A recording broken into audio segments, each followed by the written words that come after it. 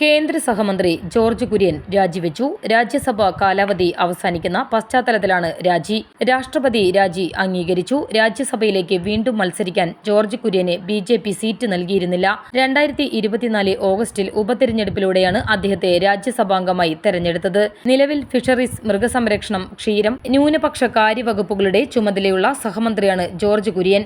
ഇക്കഴിഞ്ഞ നിയമസഭാ തെരഞ്ഞെടുപ്പിൽ കാഞ്ഞിരപ്പള്ളിയിൽ നിന്നും ജനവിധി തേടിയിരുന്നു. ഇനി സംഘടനാ ചുമതലകളിലേക്ക് മടങ്ങുമെന്നാണ് പ്രതീക്ഷ. കേരളത്തിൽ പ്രവർത്തിക്കാനുള്ള താൽപര്യം ജോർജ് കുര്യൻ നേതൃത്വത്തെ അറിയിച്ചെന്നാണ് വിവരം. രാജിക്ക് പിന്നാലെ പ്രധാനമന്ത്രി നരേന്ദ്രമോദിക്ക് ജോർജ് കുര്യൻ നന്ദി പറഞ്ഞു. കേന്ദ്രമന്ത്രി സ്ഥാനം സ്വപ്നത്തിൽ പോലും കരുതിയിരുന്നില്ലെന്നും മോദിജി പ്രധാനമന്ത്രി ആയതുകൊണ്ട് മാത്രമാണ് തന്നെ മന്ത്രിയാക്കിയതെന്നും ജോർജ് കുര്യൻ വ്യക്തമാക്കിയത്.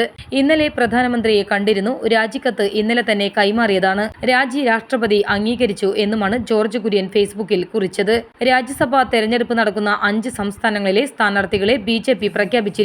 കേന്ദ്രമന്ത്രിയായ രവിനീത് സിംഗ് ബിട്ടുവിനും BJP രാജ്യസഭാ സീറ്റ് നൽകിയിരുന്നില്ല.